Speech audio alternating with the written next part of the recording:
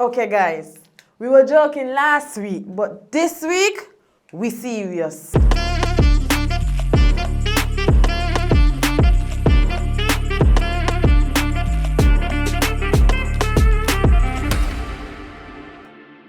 Welcome, brothers and sisters, saints and sinners, to this week's episode of Frayko, the weekly show wrapping up so the BS and not so BS stuff in SKN.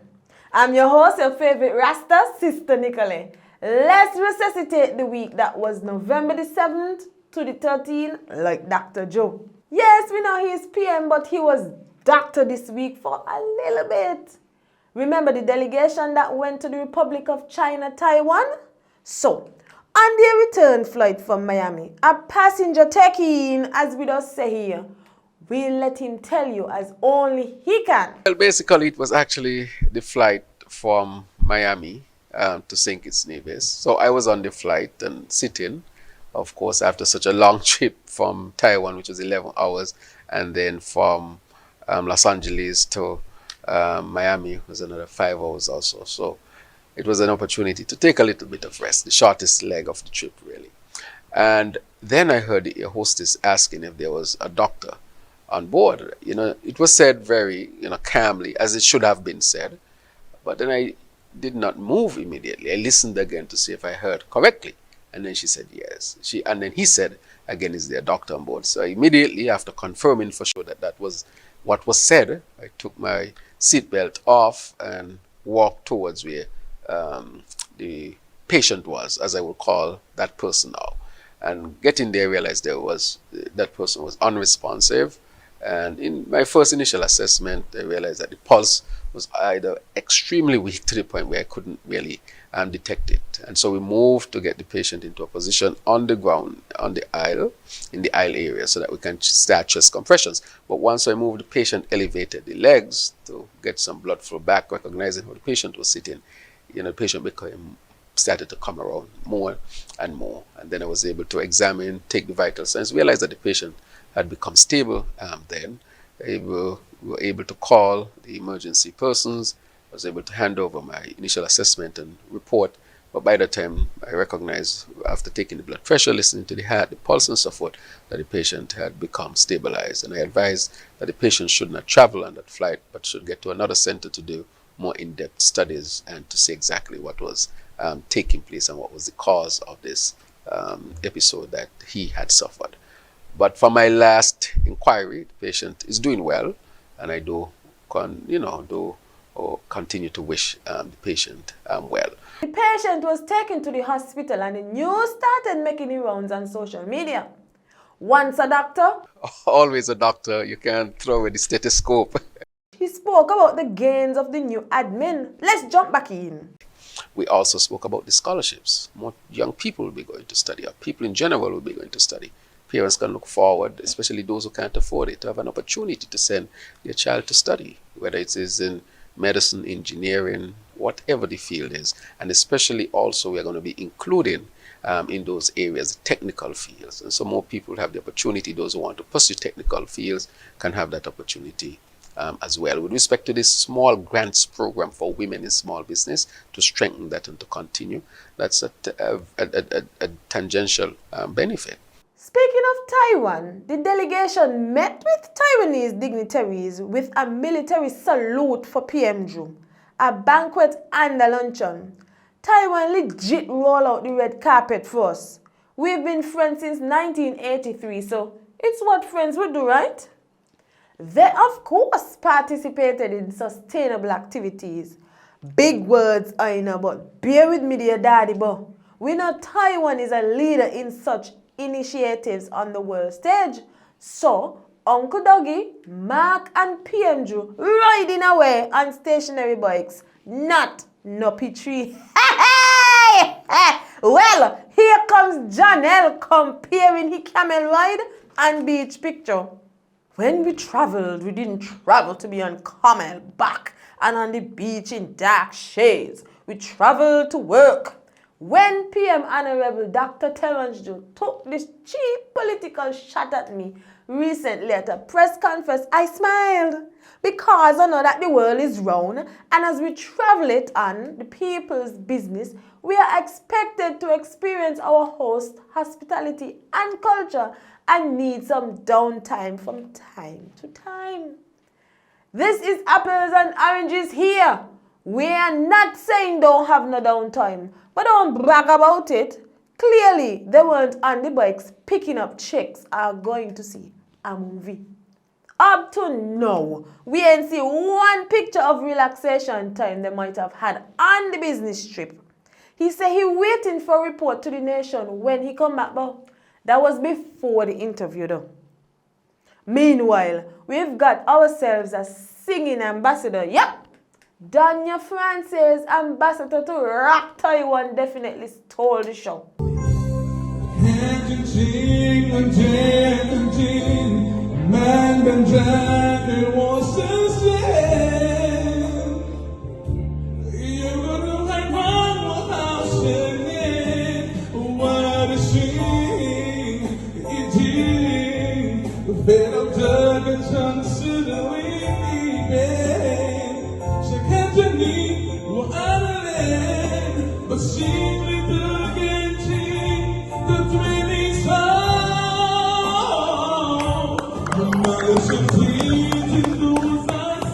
Some would say this brings new meaning to singing for one supper. I wonder if his singing is part of his bilateral or multilateral negotiating tactics. Big words again. Sorry. A sub to the channel will be melodious and even more when you ding the bell. Click it and you see, man. But moving along to scamorific news. Last week when we talked about Hush Puppy, little did we know that the AG was going to drop a bombshell.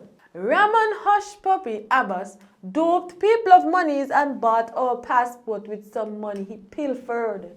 He is in the US jail from last week serving a 10-year sentence. Before this though, the US had hit us up on 2021 or so and was like, tell us about hush puppy crimes and sham marriages. Here's y'all passport. An investigation was launched, but the plot twists, not really. In September 2021, according to AG Wilkin, the police force did up an MLAT request and then send it to the then AG Juicy Byron to be sent to the US. Standard procedure? Welp, Brother Juicy did no such thing. In fact, God say the AG Chambers looking for the MLAT request and a revocation of Hush Puppy citizenship as stated by Uncle Timo in Parliament last August. But maybe it's in the same place as the money that should be in the treasury. Speaking of which, it's possible that SKN will have a new legal tender soon. Drop in BitCoinCash just like your value and cue the headlines. Saturday was the first BitCoinCash conference of which Dr. PM Drew was a featured speaker. He spoke about SKN being forward-thinking, then made the announcement shortly after. And therefore, I welcome the opportunity to dialogue further with a view to exploring future opportunities to engage in Bitcoin Cash mining and making Bitcoin Cash legal tender here in St. Kitts and Nevis by March 2023. That is dependent on safeguards to the country and people being guaranteed. But no, our team doesn't have economists and experts, but we've been paying attention to Bitcoin and Bitcoin Cash since the pandemic and the war in Ukraine. In other news, culture contributors won their asses for the Sugar Mass Awards on the weekend. It was the first ever and many persons from both islands were awarded. From the first road march in 1971 to the first soca song to win road march, Convis with his many wins, 16 to be exact. Check their Facebook page for the full list. It was a night of good vibes. Big up to the Carnival Committee. Staying in the Carnival groove, the contestants for the National Carnival Queen Pageant were also launched last week. National Carnival Committee presents the 5 ambassadors set to compete in this year's National Carnival Queen Pageant. Contestant number 1, Traficia Edwards. Contestant number 2, Akila Hanley. Contestant number 3, Michaelia Stevens. Contestant number 4, Sharicia Caesar. Contestant number 5, Shafia Gishard. And ultra again with the costumes. Bam and cup rice. But they're nice. Frayko just might boops off one for somebody. I hope if it him good. We know how these costumes be choking off or drowning some people. One costume you see too much, but the next you might see something else from a different angle, and how the breeze blow. Just flying nips and lips and I digress. But let's head across to Nevis, where talk is proving to be like their roads. Remember that very rainy weekend? The one that Burner Boy brought with him? He went with a piece of the road, but that should be a follow-up to the piece of the road.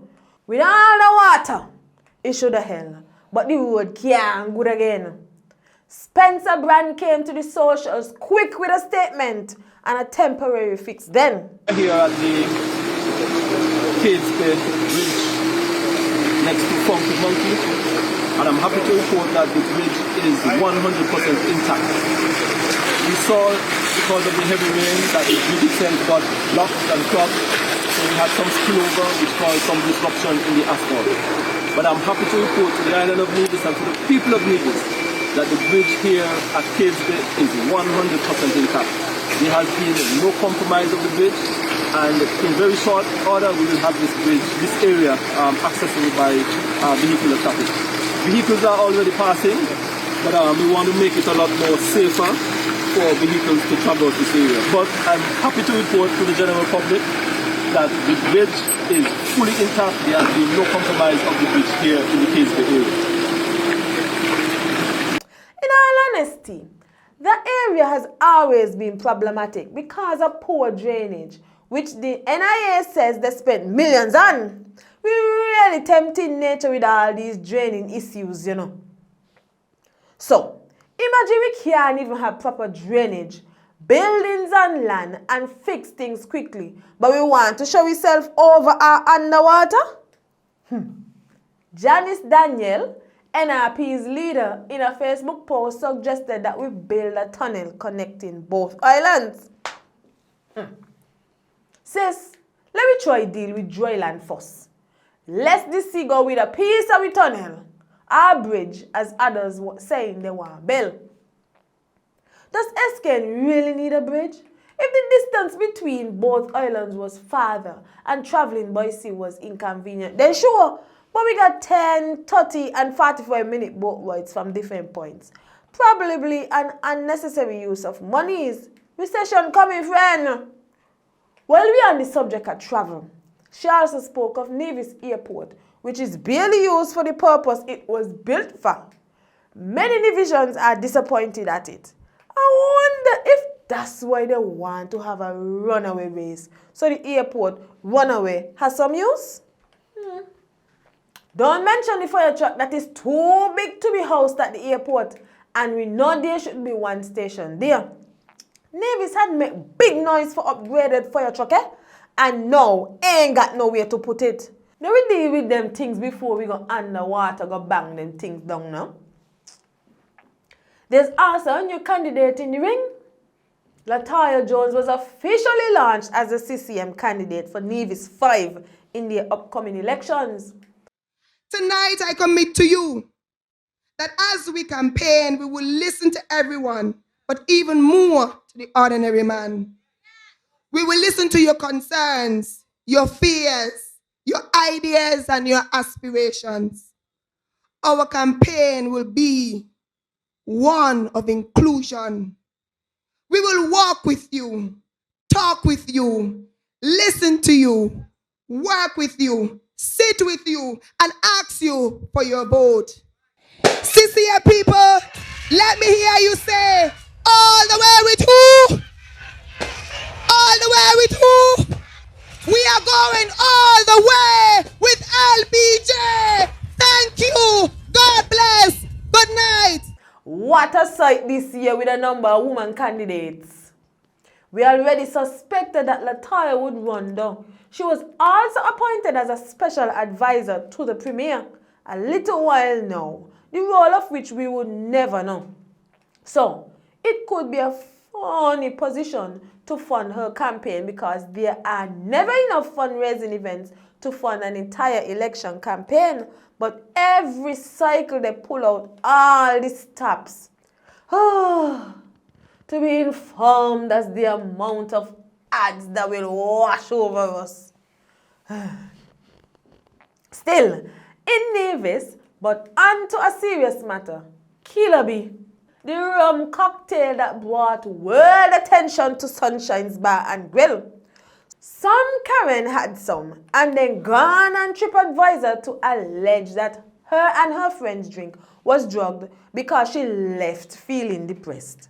Sunshine sighed and asked for her to remove it, pointing out that the many years that this drink has been around and nothing ever happened to anyone. He also asked TripAdvisor too because they are now warning others who may see the post that say they're not taking it down though. We've had Killer B, some even subsist off it. In SKN farm, we don't hoist up with Fakana and TripAdvisor, eh? Karen, leave the drinking to the professional drinkers. Go relax yourself, man. Rum, serene beaches, stunning sunsets, and lush forests on a tropical island. What more you want to ask for? Moving on, when we told y'all boards go up and boards come down, who knew Ike would have make it on a board too? Yum. This week, the board for cable was announced and is made up of Russell Halbert, Creos Freeman, Cleopatra Benjamin, Desiree Connor, Travis Merritt, Asquith Watson, MJ Byron, Calvin Williams, Zimon Philip Brown, Iroy Clark, and Beverly Knight. Third-term Tim now tries to insinuate that Ike upset by not being named on any boards. Jokes on Tim. Ike say he ain't want to be on any board either because he want to cuss freely when they're shitting up. With this board, this is how we leave you for this episode, brothers and sisters, saints and sinners. Thank you for watching and subscribing. I'm your host, your favorite Rasta of Nikki's Hair Salon, Sister Nikolae, and I thank you. Toodles!